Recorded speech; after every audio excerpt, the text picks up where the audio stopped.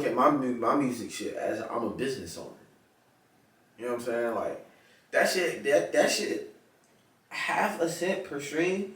That shit not good for business. It's not terrible, but that shit ain't good for business.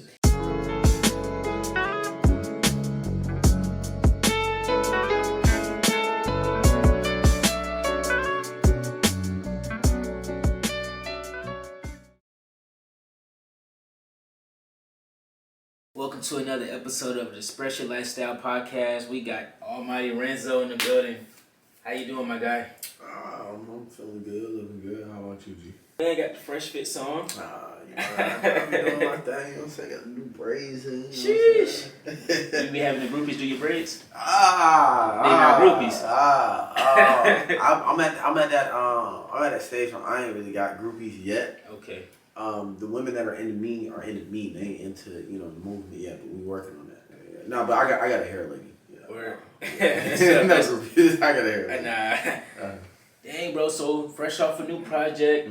How you feeling?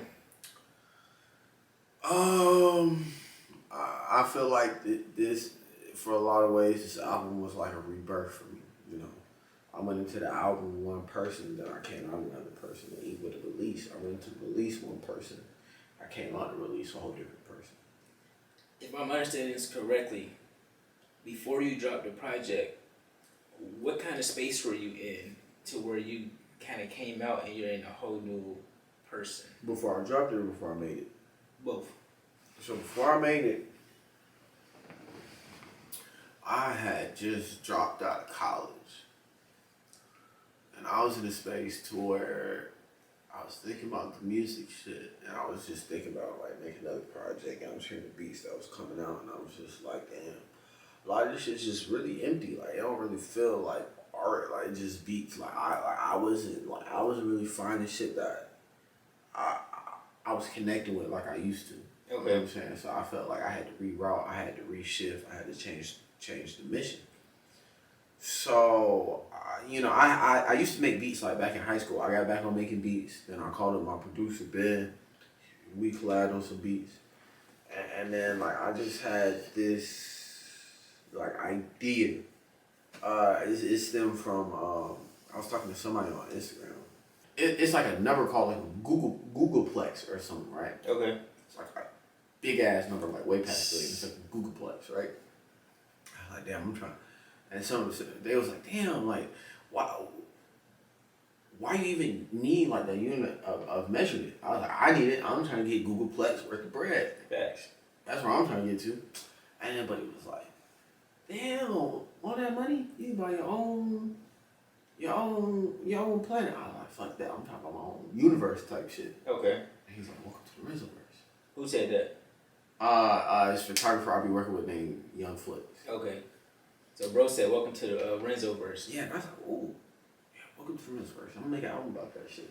And then, like, so from the moment I had the name of the album, I want to be very intentional about the sound and the landscape. You know what I'm saying? My favorite producer right now is Alchemist. He's been for some time now. And one thing that always impressed me about Alchemist was how well he painted a picture, especially with the texture. Texture king, you know what I'm saying? So, I really wanted my album to paint a picture. You know what I'm saying? So I wanted to paint a picture of a Renzoverse. So I was very intentional about the sounds to make it sound like a certain place that is the Renzoverse. So you're telling me, instead of just doing what the normal would do, is like, go on YouTube, or not even YouTube, any beat marketplace, right? Mm-hmm. Find a few beats, construct a tape. Mm-hmm. You took a different approach as to actually getting the sounds to align with the actual title of the tape and the theme. Yeah. I mean, and that shit way easier said than done. It was like, for real? Yeah, it was one hell of a journey, and that's why I came out on the other side different. Cause not even just the sound, like when you stop for a second, you listen to the lyrics. It's like I was even trying to paint a picture with that. It's like I got like a surface level storyline.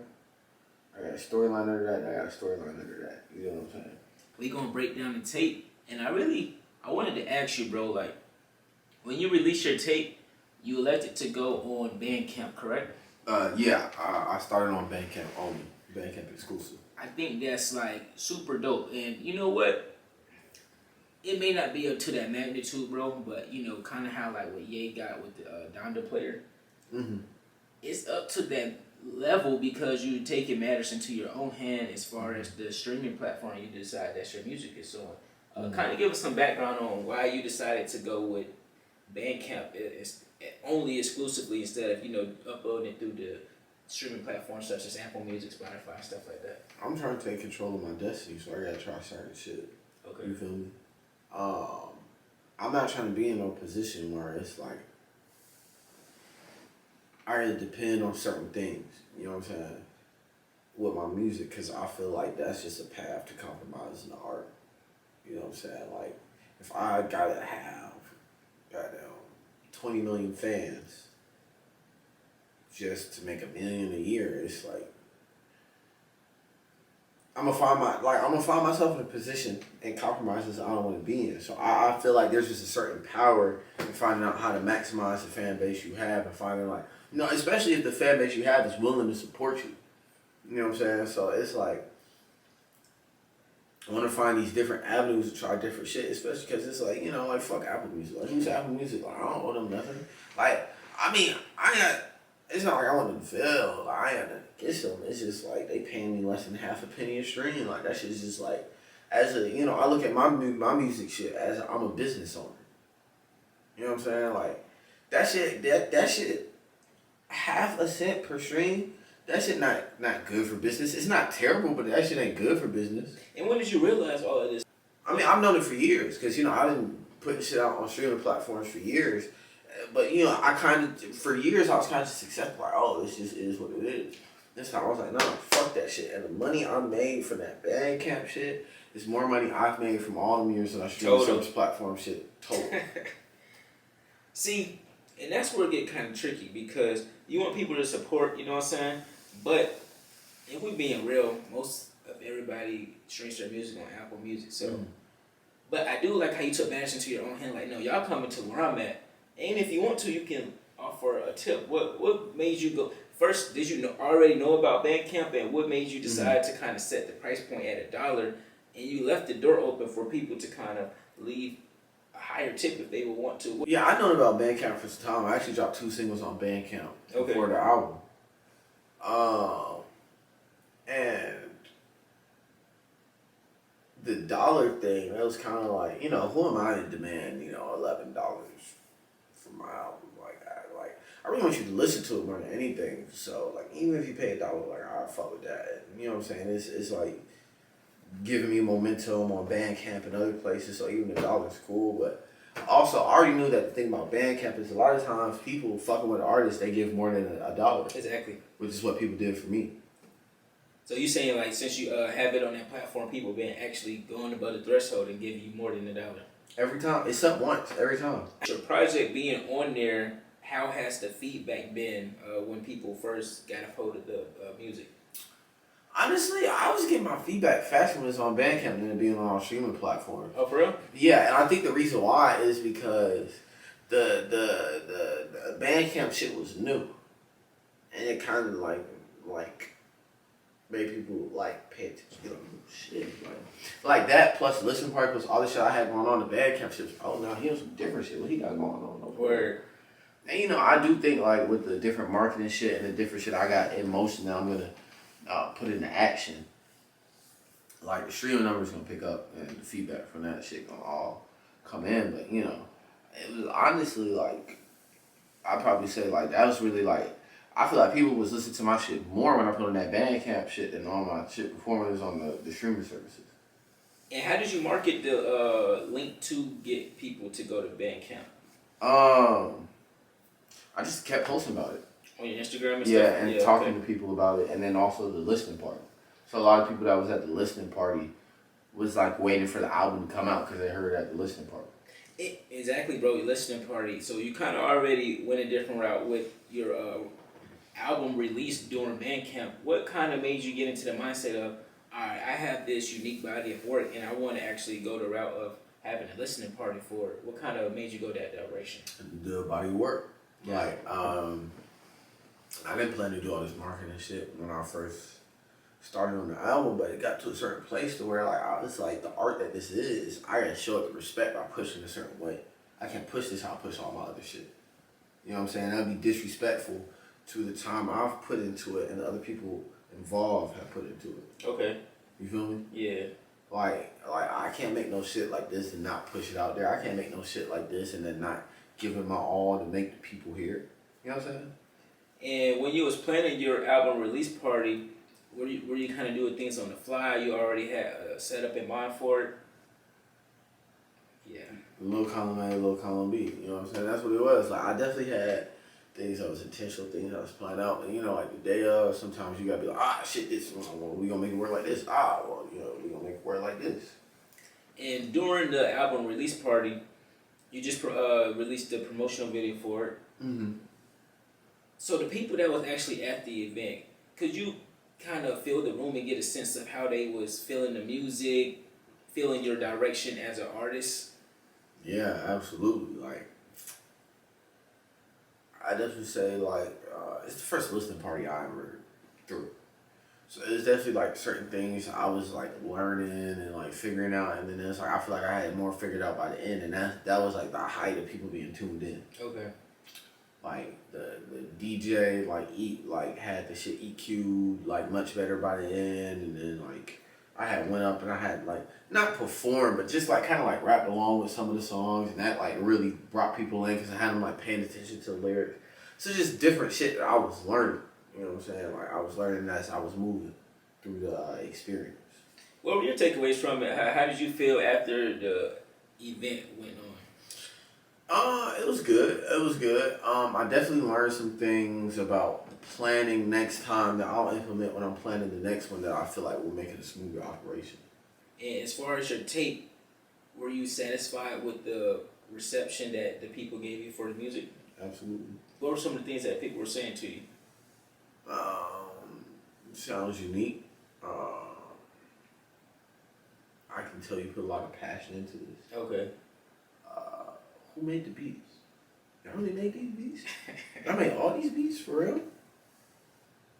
Talk to us about your sessions when you go in the studio, because you said that you was tired of the beats that she was hearing and you started to kind of go back into the mode of, all right, we're going to make these beats ourselves. What are you doing when you're going into the studio, when you're constructing these beats, in your writing process, when you're approaching the songs? Well, first of all, I'm more of like a home studio type nigga. Okay. So like I be at the crib, beat. Alright, I get a beat and it's just like the beat talk to me. It's like the beat tell me like, okay, I want to be treated like this. Nah, for real. So the beat, so like either the beat be like, nah, you gotta talk some cash shit on this motherfucker. You gotta tell them like, you gotta tell them like how the hoes be on you. You gotta tell them what the strip club like. Tell that shit. You gotta tell them what the dressing like. You know what I'm saying? That like literally like the beat be like, bro, don't come on. Like the beat be look me in the eyes and be like, hey, bro, don't come on here. You using overly big words, trying to bore me to that. And I have some beats it be like, hey, bro, this is the time to tap in and like let your heart out and pour some shit. Right? And some beats be like, nah, bro, this is a song. You don't talk about the hoes. You talk about the girl that broke your heart, or you broke her heart, or both. So, as far as your beats, are you y'all cooking them up from like scratch as far as like melodies, and y'all adding your own drums and stuff, or y'all kind of already got some already in the stash? It's kind of like it's like a made to order type situation. Okay. So it's like, since I'm so involved in the production process, it's not like beats is being made that it's like, I'm like, I don't know. It's like every beat, it's not a lot of throwaways because every beat has a purpose. Got it. So I'm going in there, I'm like, hey, I need a beat for this type of situation. Let me make a beat for that type of situation, and I'll write to it, and then, you know, woo, blah, blah, blah, blah. Oh, that's what's up, bro. So before you going in the studio already knowing what you want to do, kind of already had a concept in mind? Most of the time. Sometimes, like bro will just send me like an idea, and then I'll be like, oh, okay, what if we add this and do this, and then the rest will fall in. Or we just like find some sounds we like, you know. But most of the time it's intentional, but even when we find the sounds, it's like even the sounds is intentional because it's already a landscape that we're trying to build. What's an Almighty Renzo typical studio night? How's it set up? It's not glamorous. I don't know about other niggas. Like, I know they should be. I be looking at their shit on Instagram. That should be looking fun. They be in there like fucking around. My shit be like, it'd be like, so if it's a night where I'm doing a beat plus some writing, so like me and my producer Ben, his producer named Play Legacy, like we be in that bitch. We just be like, we might spend like 20 minutes just playing around with the pitches on a loop. And we might be like, okay, what if we bring up 2 actors? I don't like how that shit. Oh, what if we? One of the shits we love to do is halftime. We be halftiming hella shit. It's like, oh, what if we halftime it? Oh, what if we halftime the halftime? Yeah, with the BPM. Okay. Be like, what if we halftime the halftime? Okay, that shit dope. You know what I'm saying? So a lot of the time it's just that. And then like I'll write, and then sometimes I'll write, and I'll come back after I write, and I'll be like, hey, bro, the beat need this for my writing and woo. He's like, oh, well, what if we do this? Because the structure of this and woo. Oh, all right, dope, and then we go from there. That's pretty. I would actually prefer a session like that. Mm-hmm. I have never been in a session where like you can write and then you go back and tell the producer to kind of adjust it to what you just wrote. Nah, I definitely could have made that album without my producer. Like, I definitely, I ain't gonna lie to you. I think I'm responsible for the majority of that shit on it. I put a lot of shit on my back. I've been through a lot to put that album out, but my producer also was a very important, contributor to the process, and I couldn't have done that shit without him and his talent and his dedication to the music. I definitely hear it across the album, and how do you feel about this body of work? I know you personally may think this is your best body of work to date. Mm-hmm. What are some of your favorite concepts and themes on the tape, and what's your favorite song on there? I'm gonna be honest, G, I really ain't got no favorite song. The album crazy if you ask me. Of course. Cause you got if you ask me on one day, I might say Bounce my favorite song. Just depending on your mood. Yeah, matter of fact, let me play that motherfucker right Yeah, we trying to hear that. That, look, it's like,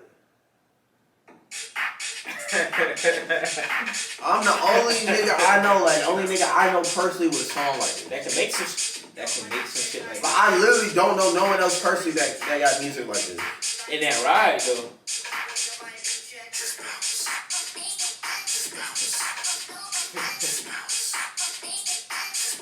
You be in the whip turned up to this? I'm everywhere turned up to this. Look, I'm in the crib. You played this at an event yet? Just a listening party. I'm trying to hit some rage though. I'm trying to hit the rage. How them songs like this? This shit would definitely go up at the rage. Yeah. So it's like that song is like its own shit that I love.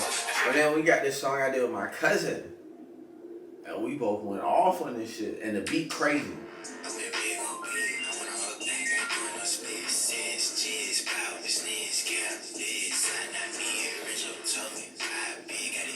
You used this for one of your promotional videos, didn't you? Yeah.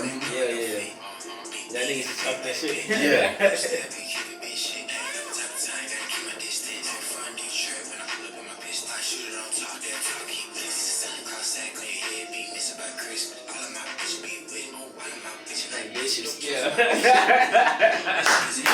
Yeah. Swerve terrific. Yeah, so I can't take it serious. I'm tapped in. Not your man, please be serious. Been on B since I was a little one. He watched the niggas get shitted on. I was the nigga they snitched on, nigga they flipped on. Had to go hold no solo. But shorty right there like my nuts got a V6. Run the track like a race, stay out the mix. If you don't handle business, stay out the east. Keep it that skill set, these niggas look sweet. So when this shit came on at the listening party, what everybody was on? This? Steak face, you know what I'm saying? Cause you got to. You didn't even talk about the Renzo punch. They was off the Renzo punch, faded off this shit. Yeah. They was off the Renzo punch in the Renzo verse. You know what I'm saying? I suggest you duck. You small your mouth. But I don't give a fuck. I made the rules like you live in my house. You ain't from around here, they check your visa. Niggas be capping like they selling pizza. Friend of my brush, she kicked off from the sky. She called me an angel, I'm asking her why. Set in the trap, she lost in my eyes. She eating the dick up like it came with fries. Like COVID, I'm bursting a bubble. Got my game plan in the gang in the huddle. We clearing these hurdles. Yeah. So you know what I'm saying? It's like it's some songs on here, right? Like, it's some songs, but then we got this song right here. That shit just real simple, like, and the beat just so like crisp and just. I love this beat. You could get the best brain, but you could never be my main. Little girl, is you insane? I could never know. You should bust down at the trap spot. I don't hurt it all. No, these niggas let it gossip. Go ahead and boss up, but I can never be your lover. Won't even take off the rubber, cause I know you keep it secret. And if we had it, baby, you would wanna keep it. The production is nasty. Love you. Listen, bro. The production's nasty. I'm just the bustin'. Cause it's a difference just to be spitting on this shit. The production just makes it go over the head. Getting confused.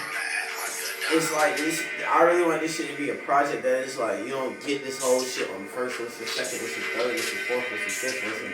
No, this is an album you grow with. Like I want niggas to listen to this album in 30 years and be like, damn, I didn't even understand that's where he was coming from. And I still ain't in the Renzo verse. I gotta tap in. That shit deeper than rap. Our first listen for me, bro, because I'm a person who like listens to music, and like I ain't gonna lie, bro, I haven't been impressed by any of the new music that's been out. Mm-hmm. I heard the shit.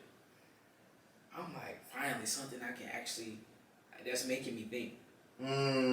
Something that's actually making me wanna, damn, I might have to actually sit down and revisit this. Like, you know, back in our high school rap genius days, like Kendrick just said what?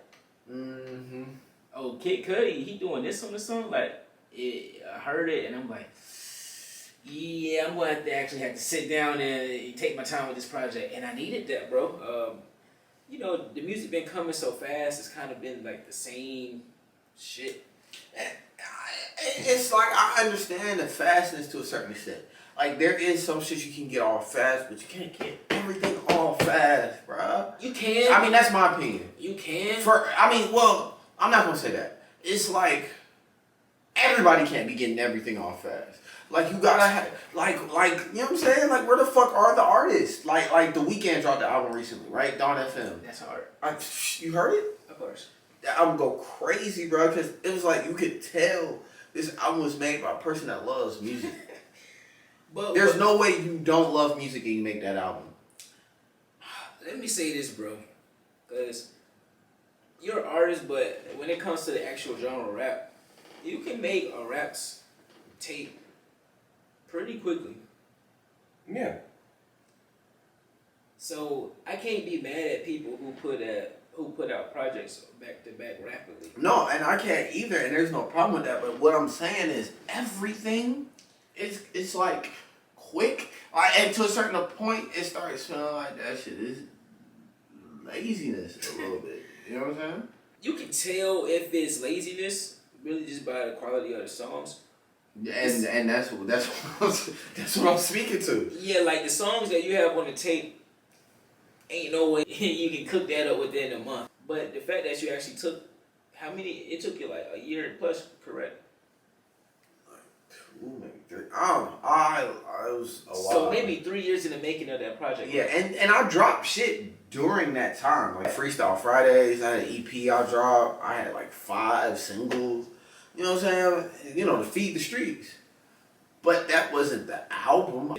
I don't know. It's like I just really wanted to craft some shit. You know, I didn't just want to like lay some shit down and like go. I wanted to give niggas an experience. Do you think you got like another besides the listening party, is there like another experience that motherfuckers can tap into to get welcome to the Renzoverse? Working on throwing a show.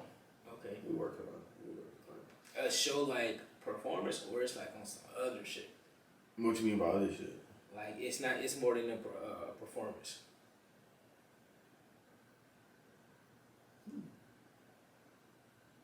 just made me think. That was a good one. You just made me think. You might have just shifted the whole trajectory of the shit. I ain't gonna lie. Any part two to a tape called "Welcome to the Renzoverse" gotta be more than a performance. You gave these niggas a listening party, so what can top that?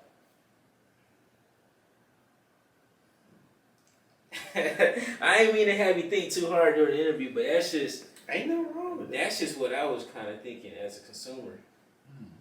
Cause I mean, you had a listening party, the tape called "Welcome to the Renzoverse." They hear the music.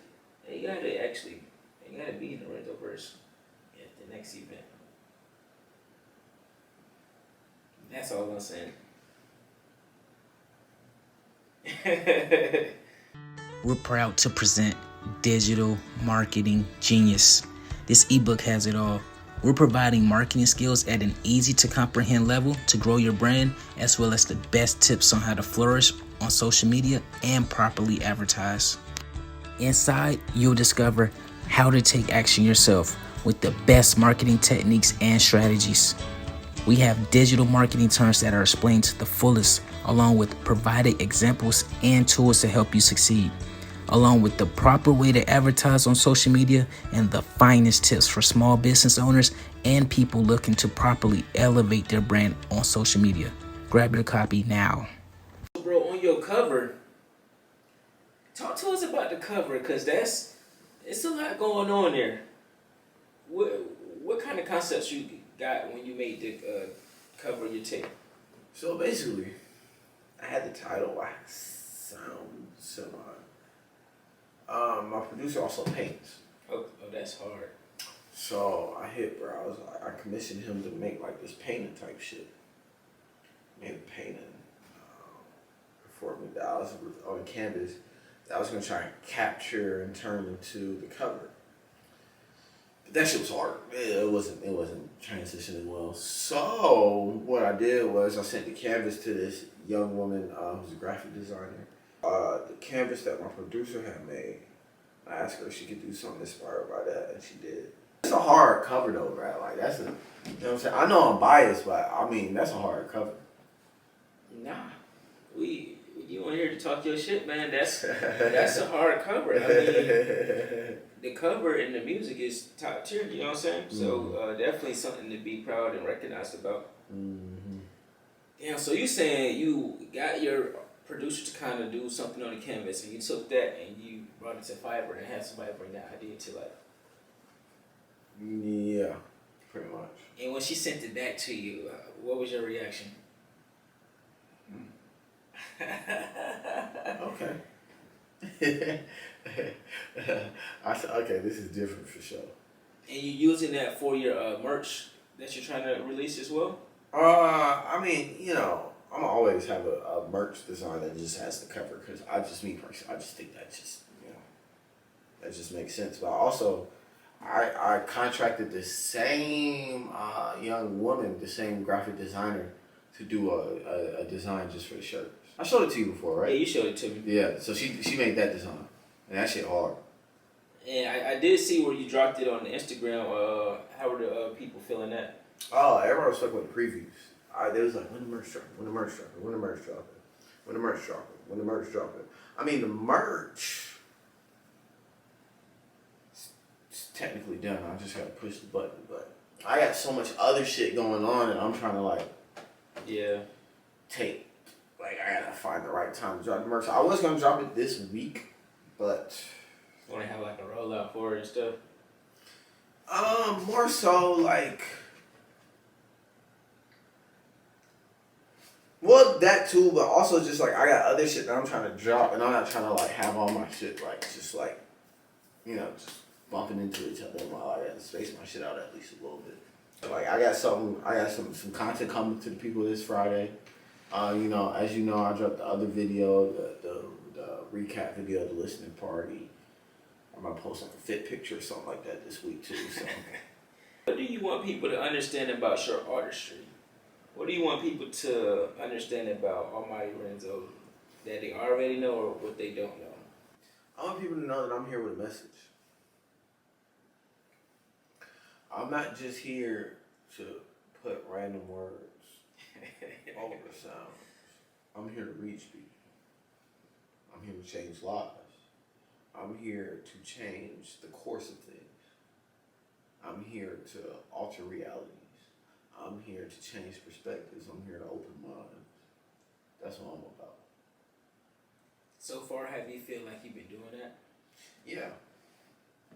Yeah, like even my cousin, that was on that song, like the shit that he's, like from my music, the shit that he said, how it's touched him and from different people saying, like, I mean, I ain't gonna lie, I definitely feel like it needs to be digested a little bit more. I would appreciate if people like really tapped in a little bit more to see the vision. Cause I one thing that I always feel like bothered me about my music is like, so I feel like as far as the message, like I've improved with time, and I'm like probably like the best I've been so far at pushing that message.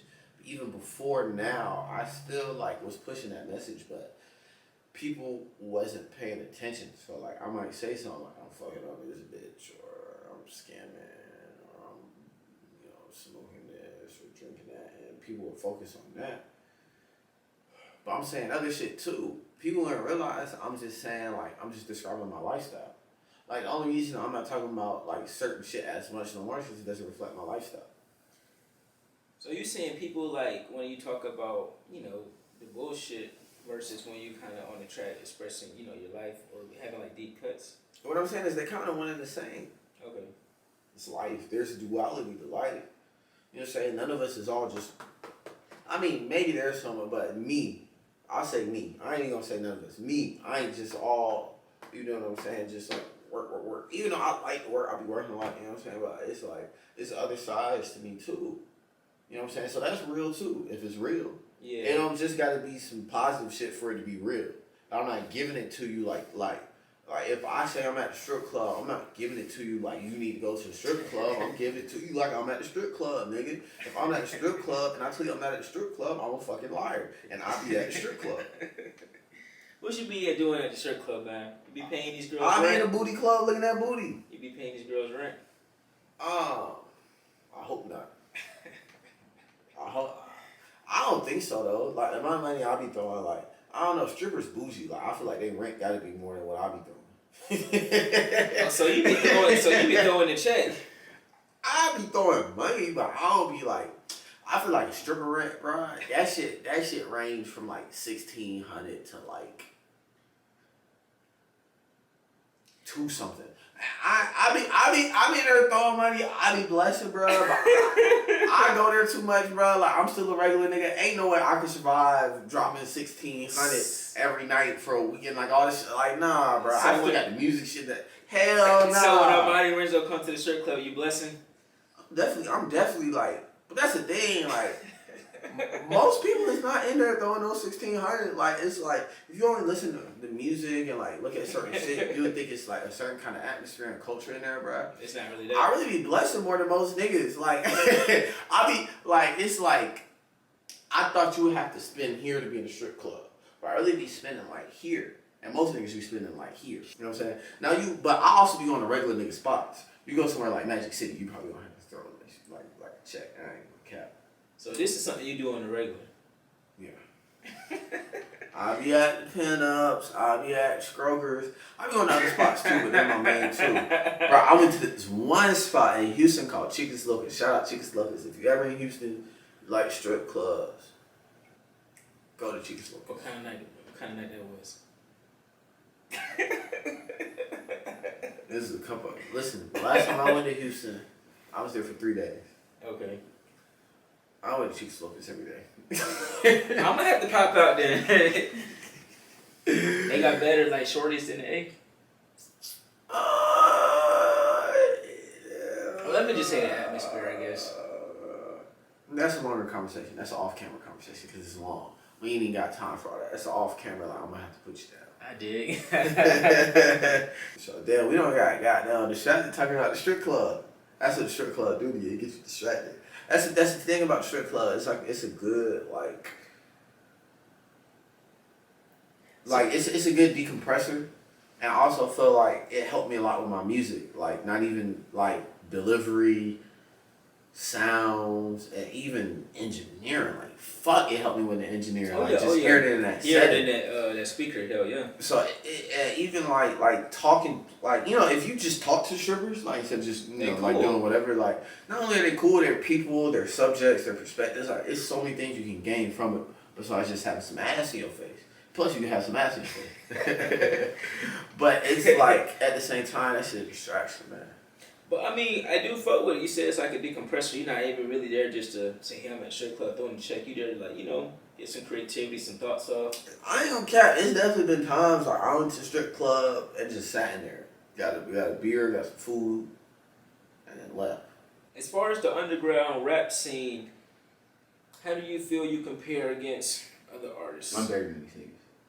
I mean, like everybody cool, and there's some niggas that I'm cool with that I bet they feel like they better than me. That's good for them that they think they better than me. But I am better than these niggas. And it's probably niggas like the same shit about me watching this interview. Like, oh, it's good for him. He think that, but I'm better than him. But I just legit like when I go home and I lay in my bed and I go to sleep at night. I go to sleep at night with the thought that I'm better than these niggas.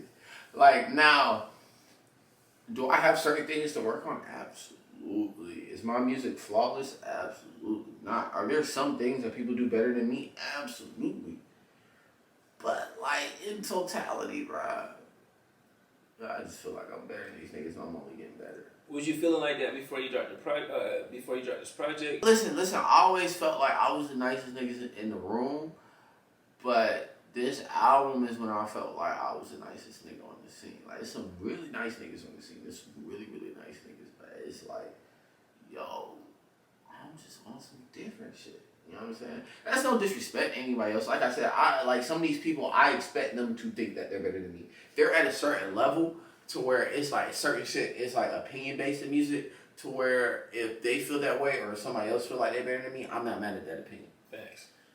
But I cannot sit here and say I don't think I'm better than these niggas. No, bro. On the underground rap scene level, I mean,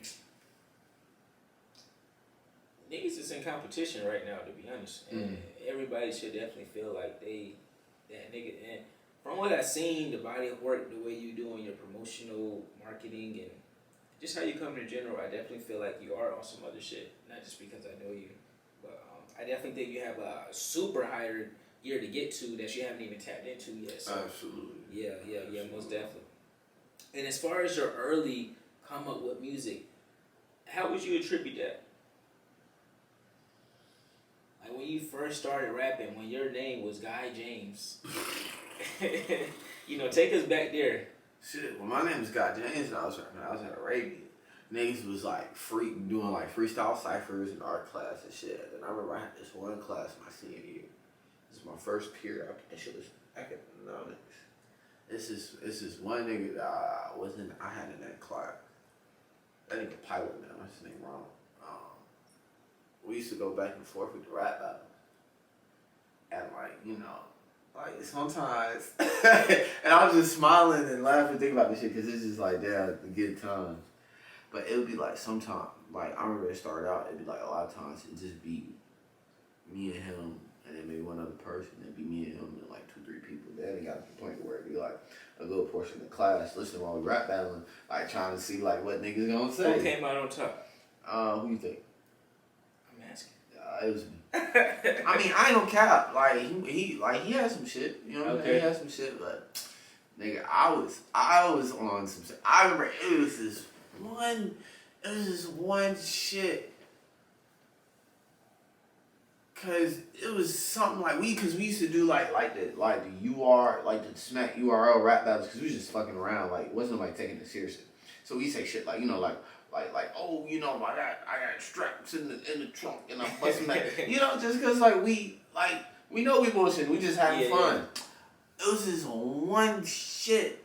It was like something like, cause it was something that just happened at school. And I was like, he did this, then that happened, and that's a whole ass nigga. I said, my Nina keep catching bodies. That's a whole ass trigger. And they were like, ah! And that shit was like, that was the like, that's like my earliest memory of like being God James and then rapping and then getting a reaction from other people and just seeing how good that shit feels. So y'all motherfuckers stopped the whole class when y'all was doing the dance? I would say we stopped the whole class. Like, you know how shit be at school? Like, you had them periods where like, I mean, like y'all had like you know how like the teacher be like y'all not supposed to be talking, but y'all be talking, and like the teacher have y'all do something or y'all gonna talk to each other, but then it's like he be forgetting that y'all like still high school students, exactly. So they be getting surprised when you start getting loud and shit. Damn. So alright. So you say your early beginning started, with you doing freestyles and at Arabia, and they kind of transitioned to you doing Freestyle Fridays on Instagram, correct? It was a couple steps before that. Okay. It was a lot of steps before that. So after that, I started making beats in high school. I had a period where I was pretty strong on making beats. What was you using? FL Studio? Fruity Loops? GarageBand. GarageBand, okay. Then I stopped doing music until I got to college, and I was around a lot of niggas doing music, and I was like, let me try it. Because I was just fucking around with it before, but then let me actually try and take this shit a little bit serious. And then the rest is history after that. When did you start taking it a little bit seriously when you started to get around other people that was rapping? I'll probably say like, I don't know that moment I started taking it serious. I just remember like taking it serious. Like I remember like I threw a show before I had like a song out. Oh, for real? Yeah, me and my partners, we got together, we threw a show. I mean, this show technically never happened. Not technically, the show never happened. But like everything was set up. It was just that like the problem was that like, so the venue that we had used Echo Lounge, right? And Echo Lounge was kind of popping at that time, but it's like they pulled some whole ass shit. Like that shit was supposed to be like open, it wasn't open. We got all these people coming, we pulling up. The city talking about the venue shut down. Oh, that's lame. And nobody from the venue there. You know what I'm saying? Nobody from the actual venue there. Doors chained up and all that shit. Fuck them people. Fuck Echo Lounge. Fuck that nigga. What's that nigga name? Dark Skin Luffy. That's the nigga we booked that shit through. If you watching that shit right now, fuck Dark Skin Luffy. That nigga a whole ass nigga for the way he went about his business. I would not do no business with that nigga ever again in life. And if you watching this, I hope you don't either. Why they shut the venue down for y'all? Bro, I don't know. Something about like zoning or some shit. Like, and permits they had, the cops was there saying like, no, they can't host no venues here. And it had a pretty good turnout. Pre-sale tickets did pretty well. People was pulling up, like pushing up, like it was gonna do pretty well. Now the thing is, I was hosting an event, like backing it, putting money up for the event, hosting, putting it together, and I was also performing. And the thing is, like I said, I ain't had no songs, so I was recording the songs to perform as the shit supposed to be setting up. And then I get a call from the studio, and niggas like, oh, it's not going down no more. I'm like, And that was one of the most depressing nights of my life. When we went all the way back to the door, everybody was just angry. I know niggas was mad. In a bad mood. Everybody had an attitude. Like, what was the people saying? Because I know they spent money on the pre-sale tickets. Nobody was really tripping for real, honestly. Oh, okay. We was just more pissed than anything because we knew what that shit could have been. But it's okay. We threw 2 sold-out shows after that, so it's cool. And some of the songs that you say you recorded, did you do at those events? Bro, I don't even remember what songs I was recording back then. I don't think I ever dropped those shits either, bro. Oh, that's funny as hell. But yeah, I mean, so it's like, I don't know, bro. I don't even remember when I started taking that shit seriously for real. I just know, like, that shit just, like, I got a different type of connection to music, bro. Like, I know everybody like music, kind of, sort of, but, like, I live that shit, you know what I'm saying? Like, I love music, bro. I might have a problem with how much I be trying to listen to music. Like, when I be at the house, like, you know how niggas be like, they gotta smoke before they do everything? Yeah. I mean, I kind of be like that too, but I also be like music before you do. But that is really the thing. Like sometimes I really can't function without that shit. You know what I'm saying? Like I be like, damn, to get me through this shit I'm going through, I need some music. What we listening to? What's on your playlist nowadays? That weekend shit we just talking about? The Donna film, that shit straight. Currency. Fuck ton of currency. The continuance go stupid. Nigga! That song with Bodie James, man. No. This one right here? It's going to take roughly 40 minutes from this point. American sound, drum control, Alchemist, man. I told you I was my favorite producer right now. Listen, this one right here.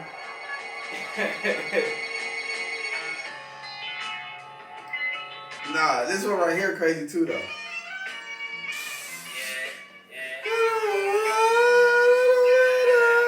I was really bumping this shit the other night, bro. Nah, this one right here.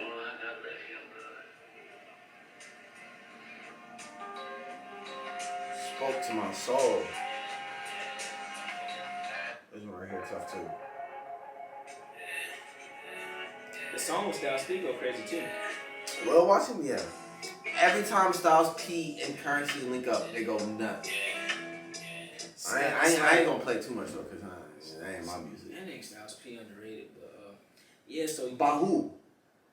listen, man. By niggas under 30? By niggas who don't know music. Niggas under 30? Bro, we under 30. Ask some. But we different type of niggas. You can't count us. The average under 30 nigga don't got the music taste of us. The average under 30 nigga don't even know who Styles P is. Never even heard of him. I'm not talking to them. If you don't Okay, but you gotta talk to them because them the only niggas he underrated with. Niggas that know music ain't underrating I Styles don't gotta P. talk to them niggas. But think about it. What nigga that really know hip hop is underrating Styles P? And that's the problem. Don't enough niggas know hip hop? Bro, we're 24, 25, right? Mm-hmm. If you was to even mention bruh's name in like the artist that niggas think is hot, they not mentioning him, bro. And I think it's not to say it's fucked up, but we already know who gonna get mentioned. We already know. The babies. Yeah, we not. It's no point in having a The Rugrats, the babies. Styles P. What? No, you don't stop. You don't It's turn like- that shit, all that lame ass shit off. It's I mean, but look, bro, it's cool because you know no, why? that shit's not cool, bro. No, it is cool. You know why? Because everything happens for a reason. Everything comes full circle. It's like shit, like that shit. The video that niggas be passing around, that audio clip that niggas be bumping up all the time, where it be like, yesterday's price is not today's price. It's like that shit. Classic shit is like, it's gonna get its due justice. You can't, when you make classic shit, you can't get all your flowers you're supposed to get on the first day. That's just how it works. Bro, even before the verses, do you think niggas was giving?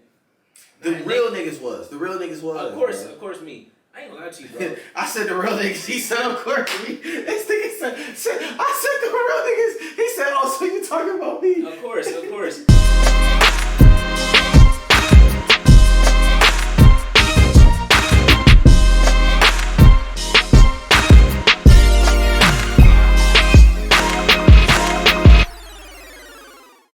Getting back to you, bro. So basically, you said you was coming from Georgia State and you started rapping. That's when you started taking it a little bit more seriously, and you said from there, that's when you started to really go into doing your Freestyle Fridays on Instagram, correct? No, still not at Freestyle Friday. Sheesh. All right. Goddamn Georgia State. I was just making tapes and dropping tapes and just making tapes and dropping tapes. Then I say after Renzo season. So the Freestyle Fridays really came when I started working on Welcome to the Renzoverse. Because I realized it was going to take a while, and I was like, I need something to feed the streets. And you said this has been like making for like in 3 years. So when you first started making your Freestyle Fridays, you already was still in the making of Welcome to Renzoverse. Mm-hmm. Okay. Yeah. So I basically started them both around the same time because I was like, I need something to feed the people. And it just kind of like just became a thing. And when you was dropping the freestyles, were you getting beats off of YouTube, or were you rapping on popular songs at the moment? How was you doing it? Mix. Mix. Mostly popular songs. Okay. And what was the feedback on those? People was fucking with them? That's fucking well. I mean, you know, there's ones that were stronger than others, and ones that some people was like, oh, that shit trash. But you know, that's just music. That's just making music. The people that said it was trash were some people that you personally know? Yeah. Listen, man, you ain't making music if nobody you know personally ain't told you your shit trash. You're not gonna make it or something like that. That's just because people is haters. What is the future future plans for you? What do you plan to do as far as the rest of the year? I know you have your tape out right now. You said you have a show coming up soon. You got the merch dropping. What do you plan to use the rest of the year to do? New music? I got deluxe coming for the end of the year, so new music for sure. Content, visual, that's on one. And then the rest I'm just figuring out as I go. Okay. And as far as the deluxe, how long do we have to wait for that? Depends on the people. People want the deluxe, they gotta show me. Sheesh. I mean, they gonna get it before the end of the year, but you know what I'm saying? When before the end of the year depends on What do people gotta do to show you that they want the deluxe? Go listen to the fucking album. I like y'all know like y'all niggas know I can see like you be telling me, oh y'all wanna listen, like I'm like right. Like y'all niggas know I can see that shit, right? I can see if y'all listen to it. I can see if you buy it on Bandcamp. Go do that shit, bro. Don't just be talking about I can see when you do that shit. I can hear when you tell me you don't do it. You're gonna do it, and then when you don't do it after, go do that shit, bro. So people just be saying that shit all the time. I mean, but that's like with anything. I don't been in many different forms of sales, bro. There be people all day long. Oh yeah, I'm gonna come back and buy this. Oh yeah, I got you. Oh yeah, fill out this order for me. Oh blah blah blah. I ain't never do that shit. This is the name of the game. And as far as people interacting with your music, you said they gotta show you. Do you feel like you have genuine fan base as of right now? Yeah. I mean, the word fan base just sounds weird because it ain't like it's like niggas. I don't know. It ain't like they like worshiping me or just like the typical shit you still associate with fans. But they support me. They listen to music. They say they fuck with it. So I guess they fans. And I don't even want to call it a fan base, but like a real like solid core people who you know that support you, your music, and what you got going on. Yeah, like my little tribe. Yeah. Mm-hmm. Definitely. So you said you got new music coming out, the new merch coming out, the show coming out. Is there anything that you want people to take away from this interview or your artistry and what you got going on? Limitless. Definitely appreciate you stopping by. I'm glad people can get to see a little bit more of the artist and the personal side of you. Definitely go check out the tape on Bandcamp. Available on more streaming sites as we speak.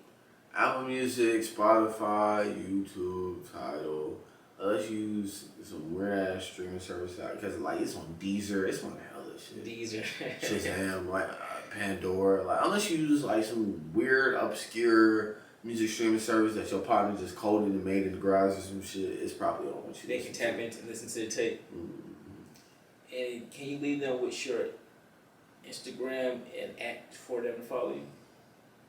ALMIIGHTYRENZO